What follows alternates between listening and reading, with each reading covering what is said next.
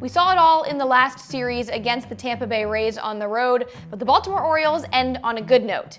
The next test, though, is against the division-leading New York Yankees, so I'll break down everything that happened last time out and this next challenge here from the PNC Digital Desk. I'm Klaff, and this is presented by PNC Bank, brilliantly boring since 1865.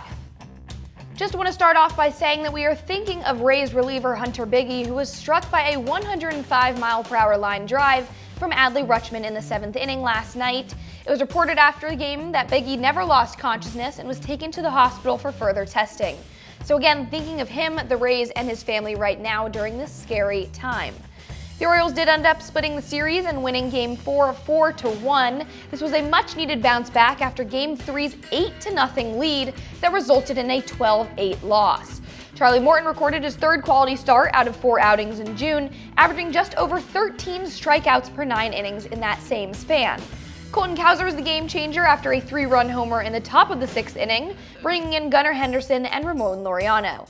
Those are now 10 games under 500, and it's never going to be an easy matchup going against a division rival in the Yankees, but now is the time to take advantage of the Bronx Bombers in a rut. The Yanks have won just 1 of their last 7 games, got swept by the Red Sox, and have been shut out in 3 of those 7. After the O's snagged the series against the Yankees at the end of April, the chances should be even better this time around, even though they're on the road, because the pitching staff looks more solid this time, and the lineup is healthier and more whole. Speaking of a healthier lineup, it's hard not to pick Colton Cowser as the player to watch after hitting 3 home runs in 3 straight games in Tampa. In 13 games since reinstatement from the injured list on June 2nd, his small ball hasn't really been of note, but he sure is hitting the ball with power with a .609 slugging percentage and near 900 OPS. Cowser has historically been great against the 4-seam fastball, with a +7 run value on that pitch in 2024 according to MLB StatCast. This season he's slugging .889 so far in that 4-seamer, and his dinger last night was off of that same pitch.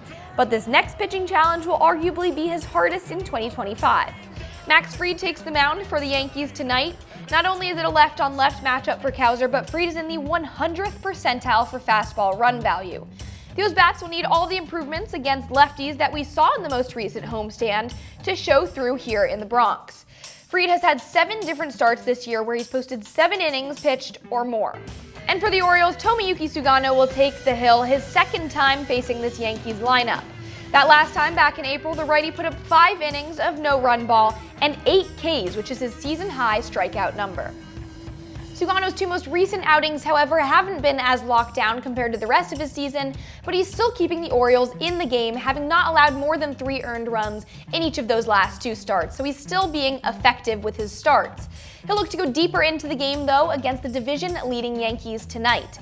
That'll wrap things up for me here before the series opener in the Bronx. I'm Klaff, and this is presented by PNC Bank, brilliantly boring since 1865.